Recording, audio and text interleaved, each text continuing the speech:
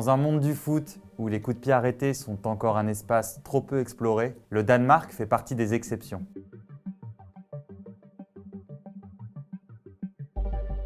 La sélection dirigée par Kasper Hjulmand est l'une des plus créatives dans le domaine. Sur corner, comme les Bleus ont pu le constater en septembre dernier avec ce but de Skov Olsen et tout au long du match. Mais pas seulement. Le sélectionneur danois et son staff poussent la logique jusqu'aux sorties de but du gardien. L'objectif de base, éviter les dégagements hasardeux.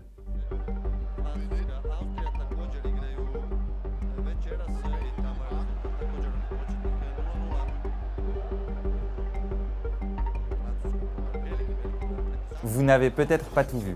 Le Danemark joue en noir face à la Croatie. La première chose à remarquer, c'est que deux joueurs ne sont pas à leur position attendue. D'abord, Christian Eriksen. Le Mancunien, offensif gauche sur cette rencontre, décroche très bas pour emmener avec lui Marcel Brozovic, le milieu défensif, le faire sortir de sa zone pour la libérer. Et comme si cela ne suffisait pas, le Danemark en rajoute une couche. Daniel Wass, en théorie piston droit, s'est déplacé à l'intérieur du jeu pour attirer le second milieu défensif Mateo Kovacic. Ces fausses pistes préparent donc le terrain, font de la place en quelque sorte pour qu'un partenaire en profite. Le joueur à la réception du jeu long est Thomas Delaney qui a donc échangé sa position avec Eriksen et à gauche, le piston danois a déjà déclenché sa course. L'action est préparée.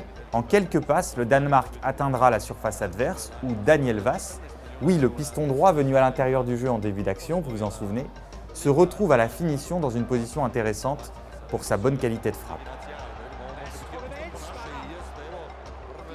Vous l'avez vu sur cette action, il y a beaucoup de préparation des positionnements avant même que le 6 mètres soit joué. Comme on le ferait en basket, le staff danois a préparé plusieurs combinaisons en fonction des configurations de match et les joueurs connaissent les mouvements. Regardez ici face à l'équipe de France.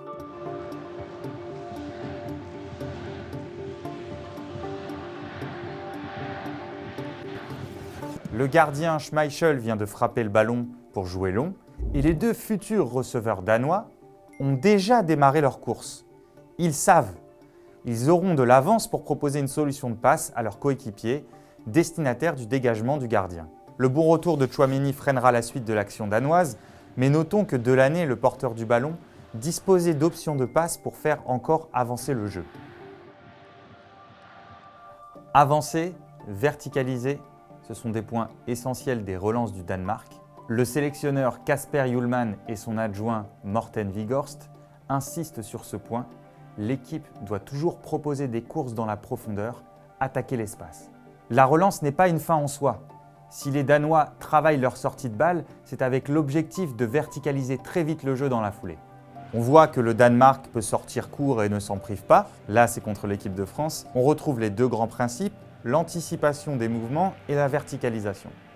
Ici, Eriksen et Skov Olsen attaquent la profondeur au moment de la passe vers Dolberg. Ils incarnent un danger immédiat pour les Bleus, même si cette fois, Kasper Dolberg ne se retourne pas pour les servir. Il condamne donc ses options et manque l'occasion de faire mal à l'adversaire, mais l'idée était là. La créativité danoise est riche dans tous les secteurs de jeu. Cela lui réussit plutôt bien, le Danemark sort d'une demi-finale au dernier Euro, mais elle est surtout la garantie d'un football plaisant à regarder.